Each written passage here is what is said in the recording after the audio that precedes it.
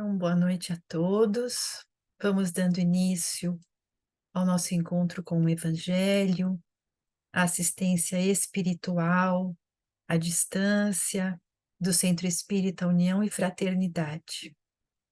Então, assim, nós vamos nos unindo nesse instante, em oração.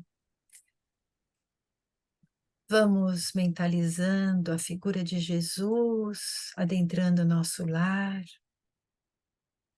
nos envolvendo em suas vibrações amorosas.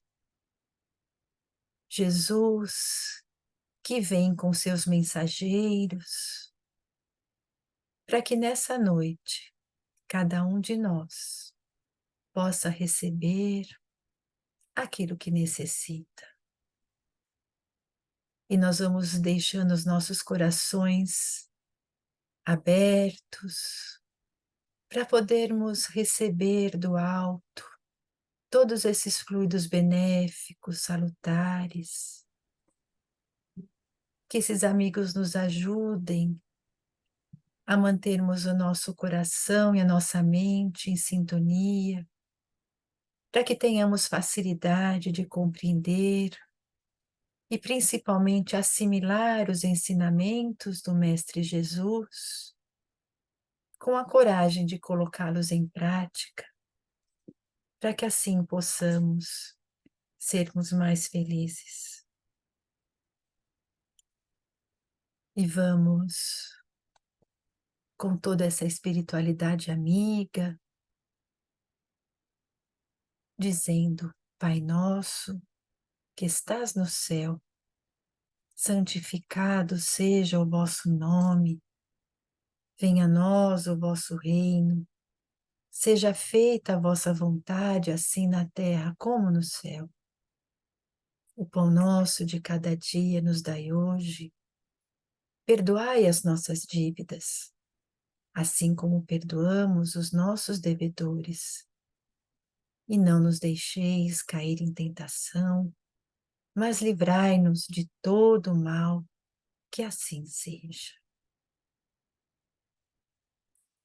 Bom, meus queridos, toda semana nós estamos aqui falando um pouquinho, não é, sobre o Evangelho de Jesus. E para falarmos sobre o Evangelho e o que ele pode fazer com nossas vidas, é sempre bom nós recordarmos, entendermos quem é Jesus. Jesus é um espírito puro, criado por Deus, simples, sem conhecimento, assim exatamente como nós. A única diferença é que Jesus foi criado antes, é nosso irmão mais experiente, que já percorreu a sua escala evolutiva, espiritual, já é um espírito perfeito. E Jesus atingiu um estado tal, né, de perfeição, de maturidade, que foi convidado por Deus para ser o governador espiritual do nosso planeta. Então, Jesus acompanhou a formação da Terra e cuida de cada um de nós, como um professor amoroso e muito cuidadoso. Nós ainda estamos na infância espiritual, e é através das encarnações, dos renascimentos, é que nós, né, vamos saindo desse estágio, assim, saímos do primitivo, estamos na infância e vamos um dia chegar a ser como Jesus.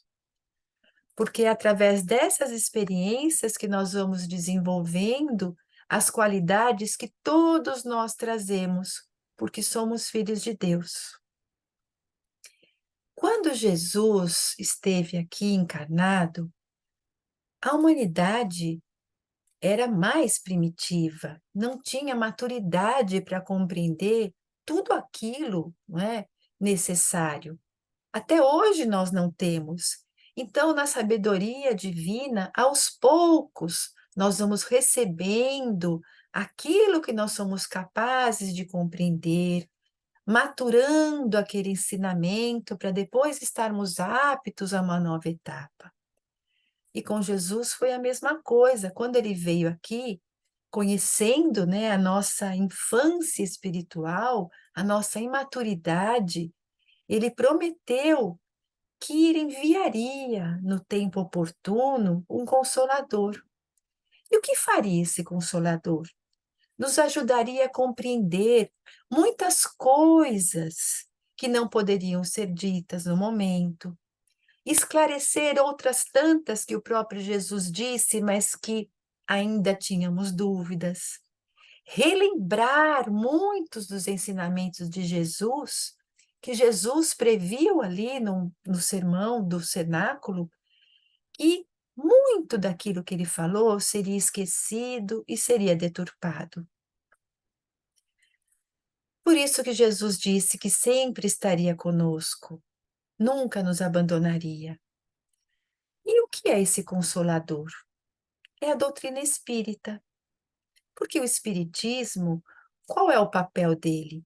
É divulgar os ensinamentos de Jesus.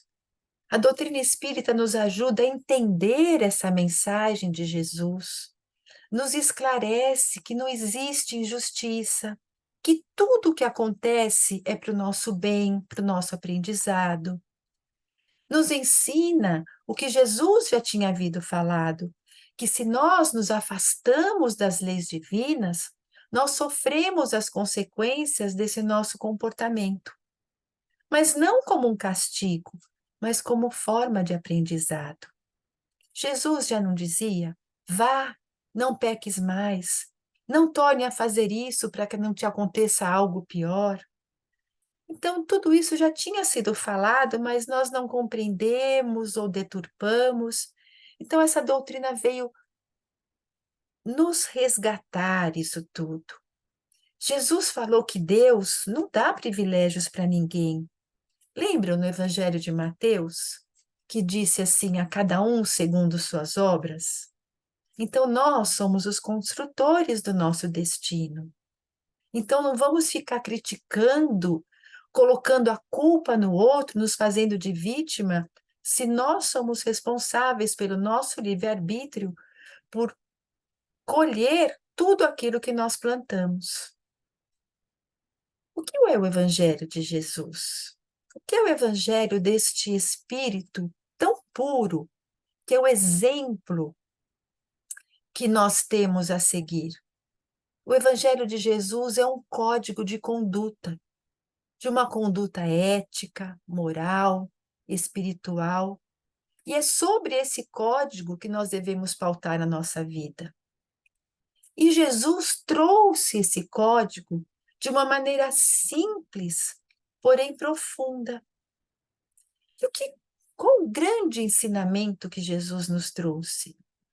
De que Deus é o nosso Pai, um Pai de infinito amor, um Pai bondoso, um Pai justo, que está sempre disposto, que está movimentando todas as forças para nos guiar, que cuida de cada um de nós, que sempre oferece oportunidade para que nós possamos aprender a amar e a cumprir com seus desígnios. E qual é a vontade de Deus? Que nós sejamos luz, que nós sejamos como Jesus. E tanto é que Jesus, no Sermão do Monte, nós vamos encontrar ali uma recomendação de Jesus, que ele disse: assim resplandeça a vossa luz diante dos homens, mostrando para cada um de nós quanto nós somos importantes, o quanto nós temos a nos desenvolver. Então, Jesus, esse grande educador de almas, com essas palavras, ele chamava a atenção de todos aqueles que estavam ouvindo naquele momento e de todos nós que estamos ouvindo hoje as suas recomendações, para a necessidade de nós nos empenharmos, buscarmos essa melhora interior, de buscarmos isso através dessa viagem interior, de nós prestarmos atenção em cada gesto, de nós nos conhecermos, Porque só nos conhecermos é que nós vamos ser capazes de nos educarmos, de nos transformarmos e progredirmos. Toda vez que Jesus trazia os seus ensinamentos, ele sempre buscou tocar o sentimento de cada ouvinte. Por quê? Porque tocando o nosso coração, faria com que cada um pudesse também refletir, pensar, entender o porquê agir de uma maneira diferente. E isso foi resgatado pela doutrina espírita quando Kardec pautou a nossa fé na fé raciocinada. Entender o porquê das coisas, por que devemos seguir as leis divinas, por que nos pautarmos nesse código, não simplesmente aceitando sem questionar nada. Então, Jesus já fazia esse movimento, né, de reflexão das pessoas, quando fala das bem-aventuranças, ora, por que você é feliz? Porque você vai passar por situações e vai vencer, porque fazendo isso você vai conquistar o reino dos céus, que não está longe, mas está dentro de nós. Então, Jesus trouxe tudo isso, mas nós não conseguimos enxergar. E por isso a doutrina espírita nos traz esse resgate e essa orientação da fé raciocinada. A mensagem de Jesus, ela é toda revolucionária. Ninguém havia falado o que ele falou, nem do jeito que ele falou, nem teve, né, aquele olhar e muito menos exemplificava tudo o que ensinava. Então, essa primeira grande novidade que nós acabamos de falar foi de que Deus é nosso Pai, foi a certeza que Jesus passou de que Deus é amor. Muito diferente do que aquele povo estava acostumado e do que muita gente ainda mantém esse conceito dentro de si, de que Deus é criador, sim, mas é vingativo, é furioso, que privilegiava alguns em detrimento de outros. Lembram a classe sacerdotal, os fariseus, os escribas, todos aqueles que tinham uma posição superior na sociedade hebraica, eram considerados privilegiados, que Deus tinha dado privilégio para eles, por isso eles mereciam ter uma boa vida, uma vida confortável, uma vida com regalias. E o resto não merecia. E Jesus trouxe o quê? Não, Deus é amor, Deus ama todos, todos somos iguais, todos somos filhos de Deus, todos temos as mesmas oportunidades. Então Jesus trouxe essa verdade. Para quem? Para quem quisesse ouvi-lo. E quem eram essas pessoas? Eram pessoas simples, dos povoados de pescadores, de agricultores, de pastores, doentes que vinham buscar Jesus, as viúvas tão necessitadas e todos os marginalizados pela sociedade. Quem eram esses marginalizados? Aqueles doentes da hanseníase, os ladrões, as mulheres adúlteras, as mulheres decaídas, as prostitutas, os cobradores de impostos. E qual foi a maneira que Jesus encontrou de cultivar esses ensinamentos e de fazer que aquelas pessoas se lembrassem dos seus ensinamentos? Foi de uma maneira muito didática, contando histórias. E essas histórias ficaram registradas, não é, na história da humanidade, conhecida por parábolas. Essas histórias, essas parábolas, foram contadas em diversas situações, sempre com o objetivo de consolar, de mostrar a misericórdia, de mostrar a bondade, a justiça de Deus, de levar a fé, a esperança para aqueles corações tão sofridos. E certa vez, Jesus estava ali, reunido com várias pessoas, comendo, conversando com muitos publicanos, que eram os cobradores de impostos, não é? Os judeus cobradores de impostos, e por isso eram pessoas extremamente detestadas, porque os judeus já tinham que pagar imposto para Roma e ainda tinha que pagar imposto pro templo. Então, vejam, aqueles homens a serviço de Roma eram extremamente marginalizados, porque muitos também se aproveitavam dessa situação para enriquecer ilicitamente. Então, eram odiados, desprezados. E outros ali, outras pessoas que estavam com Jesus, consideradas pecadoras. E Jesus estava ali no meio daquela multidão quando um grupo de fariseus e escribas se aproximaram e ficaram indignados vendo Jesus comendo ali com aquele tipo de gente. Nós vamos lembrando que os fariseus formavam aquela classe religiosa, aqueles homens que cuidavam para que todas as tradições do povo hebreu fossem seguidas à risca e repassadas ao povo.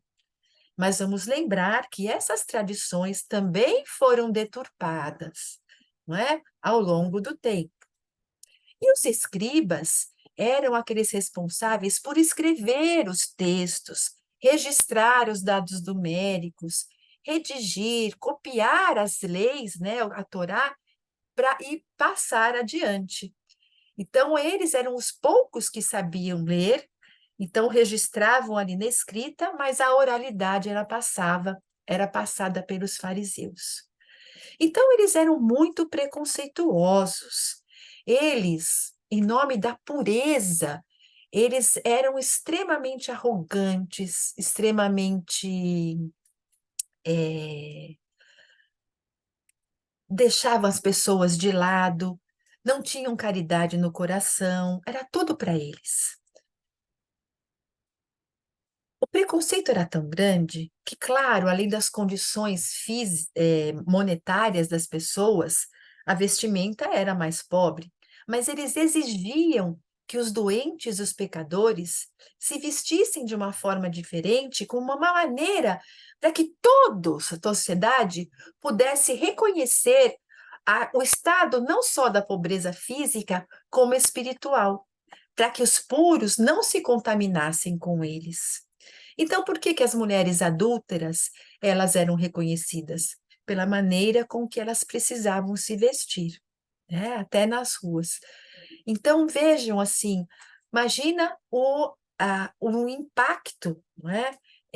E o ódio que eles estavam emanando para Jesus naquele momento. E o que fez Jesus? Muito pelo contrário. Jesus se misturou com todos para curá-los. Jesus dizia que os sãos não têm necessidade de remédio e que ele veio para os doentes. Mas não só os doentes do corpo, mas principalmente, não é?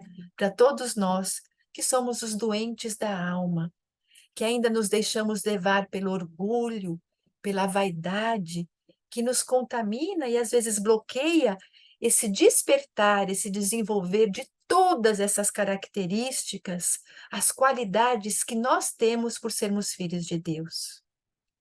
E o que fez Jesus quando foi recriminado por aquele grupo de fariseus e de escribas? Aproveitou a oportunidade para ensinar aqueles que estavam ali ouvindo e ensinar também aqueles homens que eram tão necessitados quanto aqueles pecadores, tidos como pecadores. E o que Jesus então fez? Nessa oportunidade, ele contou 3 parábolas. A parábola da ovelha perdida, da dracma perdida e do filho pródigo.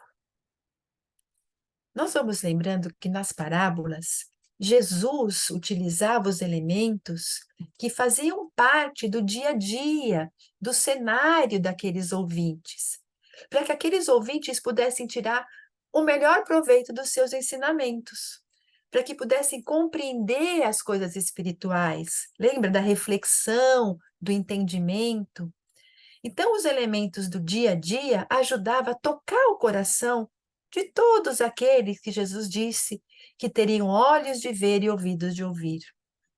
Então, quando Jesus estava no meio dos agricultores, ele falava da semente, do dono das terras, do solo, entre os pescadores, da pesca, no meio dos pastores, dos animais, no meio daqueles de pessoas de mais posses, dos latifundiários.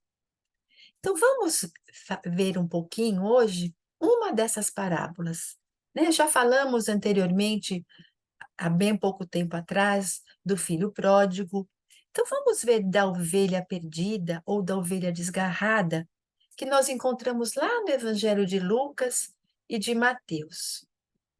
Antes disso, vamos entender, então, Jesus não é sempre no contexto daquela população.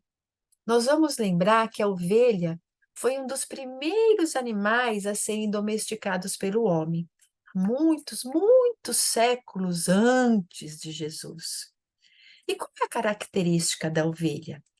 É um animalzinho dócil, sensível, inteligente, obediente, muito fácil de ser conduzido. E era um animal que a base, não é, da alimentação de muitos daqueles que não moravam perto ali das regiões de pesca. Então, a base da alimentação dele era a carne das ovelhas, do leite das ovelhas e também da lã, né? Que eles tosquiavam as ovelhas para poder formar, não é, aquele tecido para se abrigar do inverno. As ovelhas vivem em rebanho, mas algumas delas sempre gostam de se separar. E isso exige do pastor muito cuidado e muito trabalho para deixá-las juntas. Porque, veja, perder alguma ovelha significa um prejuízo muito grande, mesmo porque os rebanhos não eram tão grandes assim. As pessoas eram pobres. Então, veja, ali no meio, além daqueles pecadores, né, que aqueles homens estavam vendo, havia uma grande multidão de pessoas que trabalhavam no campo, de pessoas, de pastores que cuidavam dos animais. Então Jesus, olhando para todos, pergunta: qual de vocês que tem 100 ovelhas e perde uma, não vai deixar as 99 lá no campo e vai correndo atrás daquela ovelha perdida e volta só quando encontrá-la? Vocês fazem quando encontra essa ovelhinha que estava perdida? Coloca aquela ovelha no ombro, o coração todo feliz e vai para casa. Reúne novamente o rebanho, chega para os amigos, para os vizinhos e fala: olha, gente, vamos ficar felizes. Olha, eu encontrei a ovelha que eu tinha perdido. E aí Jesus então completa: eu digo que da mesma forma haverá mais alegria no céu por um pecador que se arrepende do que por 99 justos que não precisam se arrepender. Mateus, quando ele narra essa parábola, ele logo no início ele já fala que o Filho do Homem veio para salvar o que estava perdido. Então, quem que é o Filho do Homem? É a expressão que eles se referiam a Jesus. Então, quem é aquele que estava perdido? A comparação com a ovelhinha. Então, Mateus narra que o pastor foi subir ao monte em busca da ovelha. E Jesus, quando conta, você vê, é uma parábola bem curtinha, é uma das parábolas mais curtas que nós temos no Novo Testamento, no Evangelho.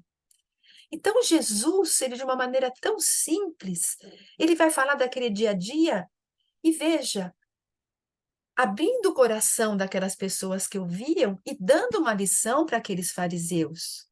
Ora, vocês se acham tão justos, mas é muito mais feliz, não é? Deus se alegra muito mais com alguém que voltou para o caminho do que aqueles que acham que estão no caminho fazendo tudo certo.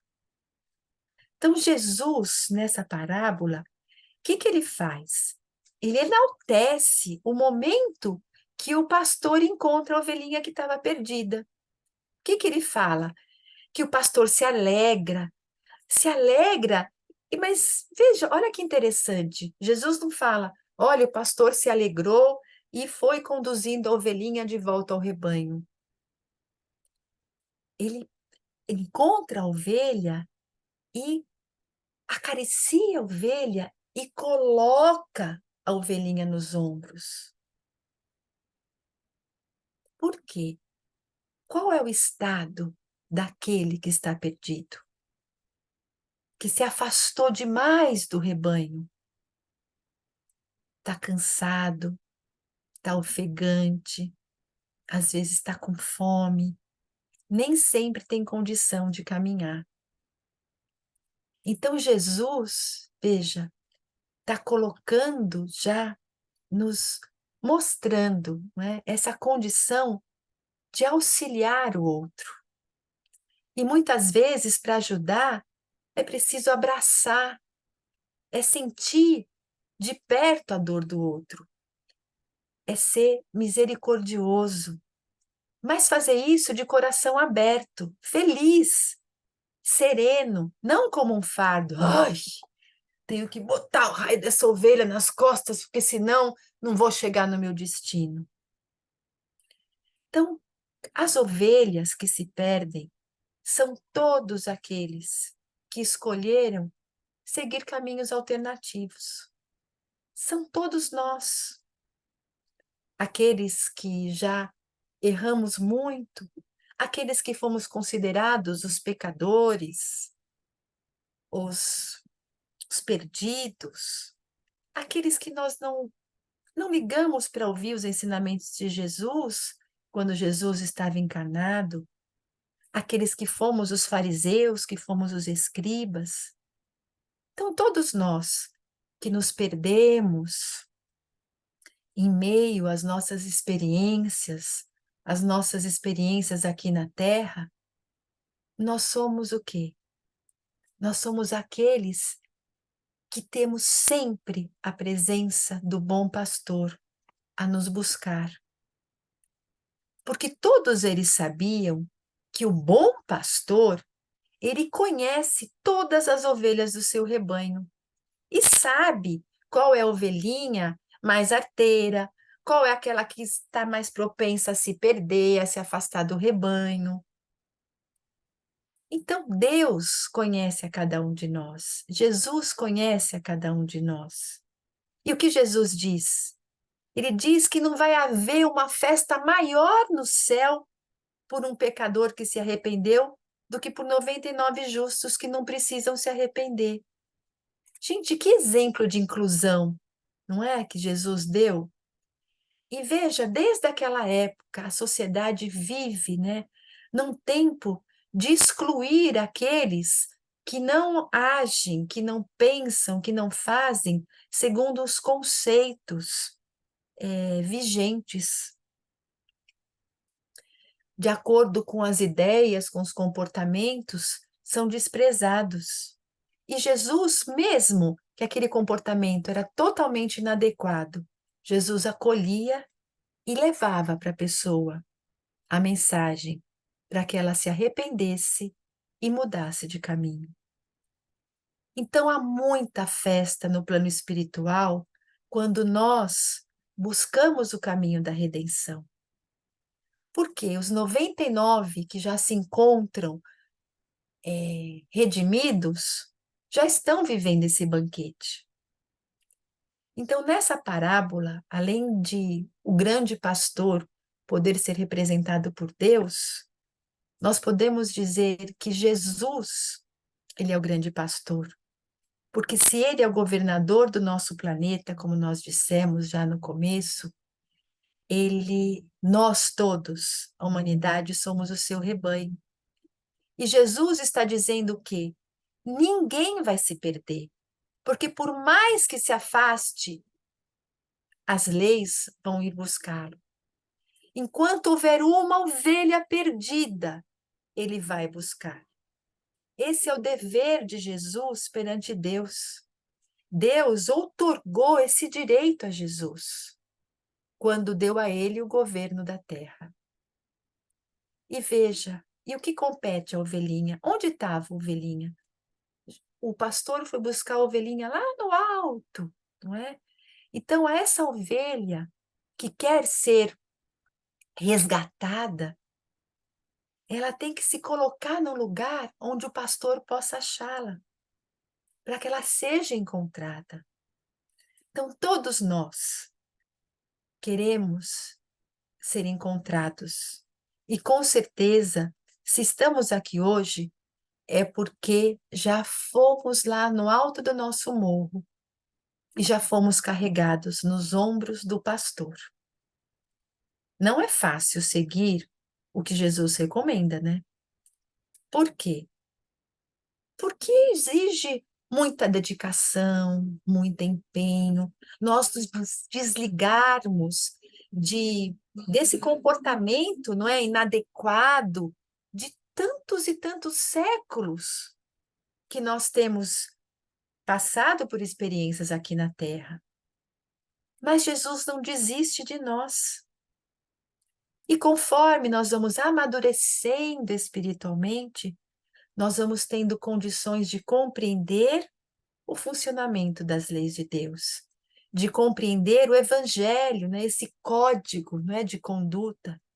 E aí nós vamos nos aprimorando, dulcificando os nossos sentimentos, nos melhorando como seres humanos, aprendendo a amar. E percorrendo, então, essa trajetória evolutiva que é nosso grande destino, sermos como Jesus. Então, toda a mensagem de esperança, de fé, de despertar que Jesus trouxe e que a doutrina espírita nos traz, é um incentivo para todos nós, para perseverarmos, para realmente buscarmos o nosso progresso, não é? Sabendo que ninguém está desamparado. Jesus e o Pai são nossos pastores, sempre vão dar o necessário para o nosso desenvolvimento, para o nosso aprimoramento, para o nosso crescimento espiritual. E se hoje nós sabemos que nenhum fio do nosso cabelo cai sem a permissão de Deus, se nós já sabemos que o que nós passamos, o sofrimento que nós passamos são consequência dessas nossas fugas, desses nossos desvios de caminho, nós temos a certeza absoluta de que nós somos capazes de vencer esses obstáculos, de superar os desafios, porque essa é a vontade de Deus. Então, nós nunca devemos nos sentir abandonados, nunca devemos achar que não existe mais esperança, que não existe salvação, que não existe solução para um problema. Por mais difícil que possa parecer, sempre vai existir.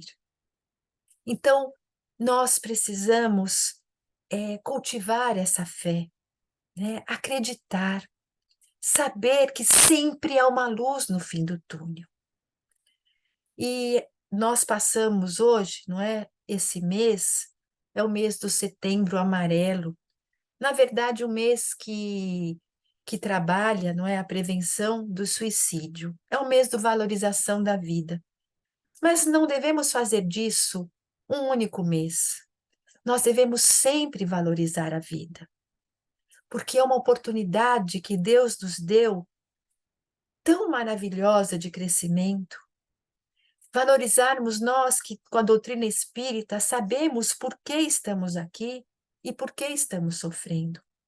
Mas se as outras orientações religiosas não trazem claramente o motivo do sofrimento, no nosso íntimo, no nosso inconsciente, nós sabemos por que estamos passando por determinadas situações.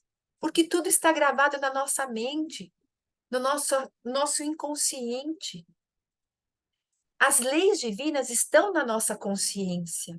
Então, elas nos levam a esse sentido de confiança, de trabalho, de perseverança. Então, qual é o nosso papel que já conseguimos, não é, com tanta dificuldade, no momento daquele desespero, pensar em Jesus e fazer uma prece, erguer a cabeça e continuar? É estender a mão para aquele que não está vendo solução. É passar essa mensagem de esperança, não é? Jesus, nessa simples historinha, quis perpetuar esse ensinamento de que sempre virão ao nosso encontro para nos acolher, nos carregar no colo, nos ajudar, nos dar aquilo que nós precisamos. Então vamos ter essa alegria, vamos passar adiante essa mensagem. O mundo está tão necessitado do Evangelho, dessa mensagem de esperança, dessa mensagem de que cada um de nós é conhecido por Deus, é conhecido por Jesus, pelo nome. E que Jesus, que Deus sabe que somos capazes de passar e de que temos uma força muito grande interior que nós desconhecemos essa força. Então estejamos certos, né, desse amor de Deus e de Jesus por nós. E hoje, quando nós estamos aqui, mesmo longe lá do centro, Deus nos ama tanto, Jesus nos ama tanto, que através dessa força poderosa, que é o pensamento, nós conseguimos receber as energias necessárias para o nosso bem-estar físico e espiritual. Se não é capaz de nós, se nós não estamos impedidos de estar dentro de uma casa espírita, nós longe também recebemos. Não só quando nós estamos aqui reunidos em nome de Jesus, com essa cúpula espiritual, mas quando sozinho nós abrimos o nosso coração para Deus, nós conversamos com Jesus, rogando a Jesus ajuda, força, com certeza nós estamos sendo amparados. Essa água que nós colocamos aqui e pedimos para a espiritualidade amiga fluidificar, e fluidificar é colocar fluidos benéficos, porque a água tem o potencial de absorver essas energias e se transformar no remédio que nós precisamos. Nós temos essa capacidade de nós, ligando com Jesus, com o nosso benfeitor espiritual, que é o nosso mentor individual, nós temos também essa capacidade de transformar essa água em remédio, porque a força do nosso pensamento, essa nossa conexão com Deus, é extremamente importante e é extremamente forte. Então vamos agora nesse momento, com o nosso coração confiantes, abertos mesmo, nessa certeza de que nós estamos recebendo tudo, na certeza de que aqueles que ouvirão essa esse comentário, essa reflexão, a gravação, também com fé e se conectando com os benfeitores amigos, estarão recebendo. Que nesse momento, se as pessoas que conhecem o selfie mentalizarem que elas estão lá naquele salão, recebendo tudo aquilo que elas precisam, com certeza é estabelecida essa conexão e nós receberemos. Então agora eu convido a todos para que nós possamos unir essa força que nós temos e orarmos por todas essas pessoas que não têm essa oportunidade de encontrar na fé essa força, esse estímulo, esse consolo. Vibremos especialmente por esses corações vazios, por esses corações que não creem na continuidade da vida, por esses corações que às vezes querem agredir o outro, por esses corações sem esperança, por esses corações que estão sofrendo tanto e acreditam que matando o corpo, o sofrimento também irá embora. Vamos vibrar para que essas pessoas sintam o abraço de Jesus. Que essas pessoas consigam fazer renascer em seus corações a esperança, a fé, o bom ânimo, a coragem, a alegria de viver. Que essas pessoas possam ter aqueles ao seu redor atentos às suas necessidades. Que essas pessoas possam ter a coragem de buscar ajuda, de perceber que não é vergonha nenhuma de que todos nós caímos, mas que todos nós podemos levantar, esticando os braços, rogando a ajuda de Deus, rogando a ajuda daquele que está ao nosso lado, rogando a ajuda da medicina. Vibremos para que todas essas pessoas sejam envoltas por essa cúpula de luz. Que possam, Senhor, se desviar desse pensamento tão triste. Que consigam, Jesus, reencontrar a alegria de viver. E assim, com essas vibrações amorosas, envolvemos o nosso planeta num coração luminoso, para que esse amor chegue em todos os lares, levando a união, a paz e a compreensão. Cheguem naquelas casas onde existe uma única pessoa morando, mas que também é um lar, e que ela sinta que ela tem um amparo de Deus e de Jesus. Vibrar para que todas as filosofias, as crenças religiosas possam levar a esperança e o conforto da fé a todos os corações. E nesse instante, nós vamos rogando a Jesus que cada um de nós possa também receber esses fluidos benéficos. Que esses benfeitores amigos que se colocam ao nosso lado possam trazer para o nosso lar vibrações de paz, de harmonia. Que todas as energias negativas, que as energias de desânimo, de angústia, de tristeza, de dor, possam ser eliminadas. E que esses amigos tragam vibrações de paz, de alegria, de esperança, de conforto. Vamos mentalizando que Jesus está na nossa sala, irradiando todas essas energias a todos os ambientes da nossa casa, envolvendo todos aqueles que moram conosco, que todos sejam beneficiados por esses fluidos amorosos, que por permissão de Jesus estão sendo distribuídos a cada um de nós e estão sendo também direcionados para a água que nós colocamos para ser fluidificada. Tenhamos a certeza absoluta de que essas energias que se derramam do alto vão envolvendo a cada um de nós, desde a cabeça até os pés.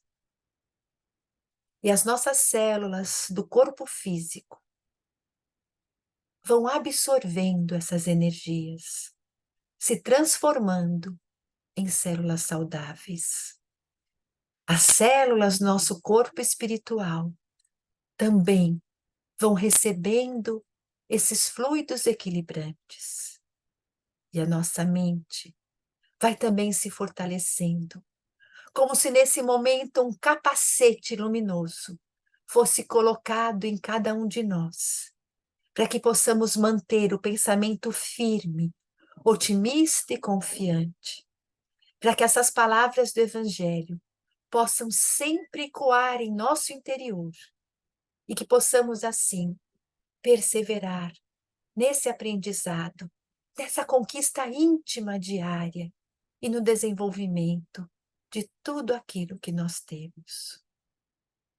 Nós vamos nos despedindo hoje com gratidão, com a certeza de que as nossas esperanças foram renovadas, com a certeza de que amanhã nós levantaremos com mais ânimo, com a certeza de que somos capazes de vencer esse desafio, de que Deus nos dará força para que possamos saber esperar o tempo necessário, o tempo de Deus e não o nosso tempo. E que assim possamos manter com a oração, com as leituras edificantes, o nosso pensamento no bem e a ajuda desse plano espiritual maravilhoso. E em nome de Deus, em nome de Jesus, da espiritualidade amiga, nós nos despedimos com a graça de Deus. Que assim seja.